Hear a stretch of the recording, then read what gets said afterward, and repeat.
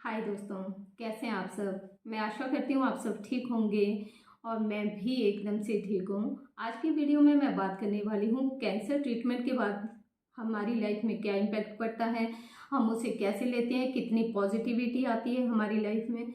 देखिए, इससे पहले हमने अपने हर वीडियो में बात की है कैंसर ट्रीटमेंट से होने वाली तकलीफ़ों के बारे में, कि अगर हमें कैंसर ट्रीटमेंट हुआ है, हमारा कैंसर हुआ था, उसके बाद ट्रीटमेंट हुआ तो हमें उससे क्या क्या तकलीफ़ें हुई हैं। लेकिन आज हम बात करने वाले हैं कैंसर की एक पॉजिटिव साइड भी होती है।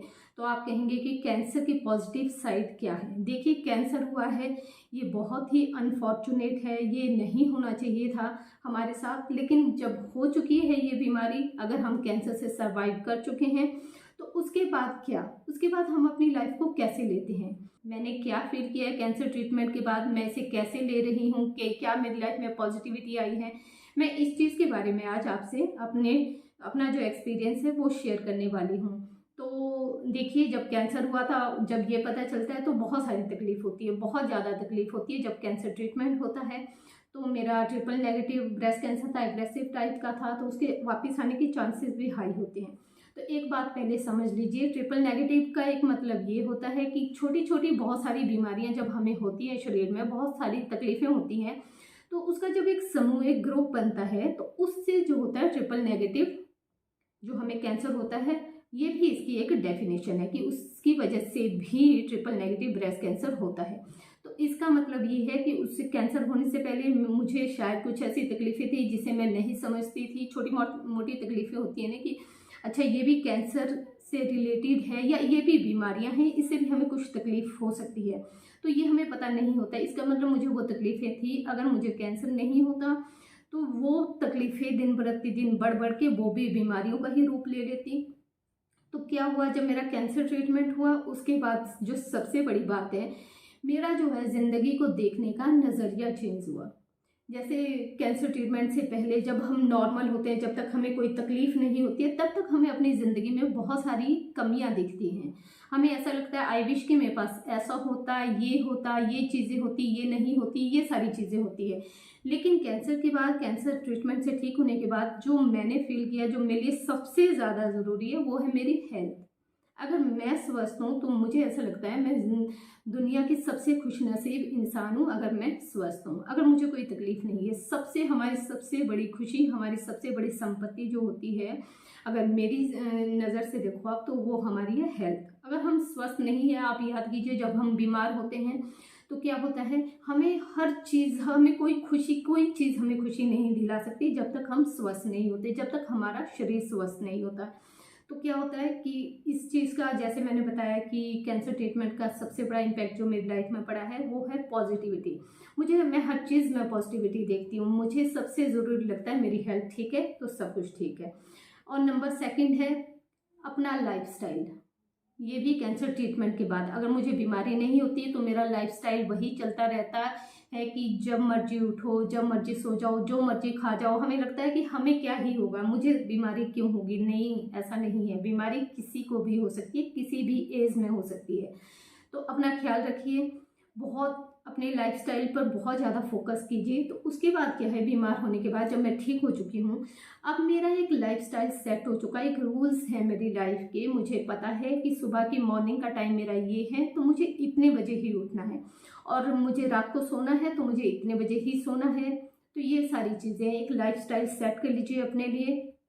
और उससे नेक्स्ट है एक्सरसाइज।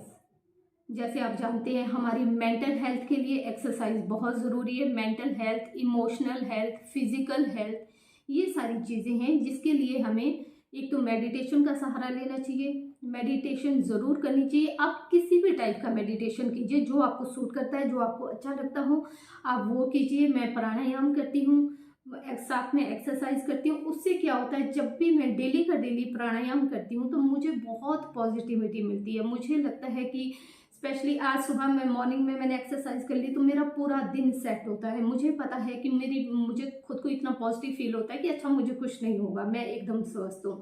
तो ये डेली का डेली।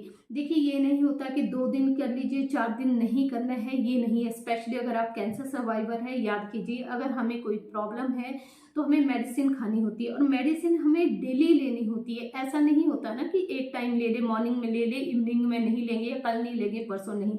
वैसा ही एक्सरसाइज है, वैसा ही ये प्राणायाम है, एक्सरसाइज है। ये आपको डेली रूटीन में अपनी लाइफस्टाइल में सेट करना है कि मुझे डेली एक्सरसाइज करनी है। तो मेरी लाइफ में ये चीज़ें हैं कि मुझे जो है एक्सरसाइज ज़रूर करनी है। कुछ भी हो जाए, कुछ भी हो जाए, मैं उसे स्किप नहीं कर सकती। हाँ, इतना ज़रूर हो सकता है महीने में 1 बार या 2 बार बहुत होता है कि हम ट्रैवल कर रहे हो, हम घर से बाहर हो, शायद में भी नहीं हो सकता है, ये हो सकता है। लेकिन एक रूटीन लाइफ में डेली में वो आपको करनी है, एक्सरसाइज ज़रूर करनी है। प्राणायाम कीजिए, प्राणायाम से हमारी मेंटल हेल्थ ठीक रहती है, इमोशनल हेल्थ ठीक रहती है। जब हम अच्छे से सोचेंगे, सोच पाएंगे, पॉजिटिविटी देख पाएंगे, अच्छे से फोकस कर पाएंगे किसी चीज़ के लिए, तभी हम उसे अचीव कर पाएंगे।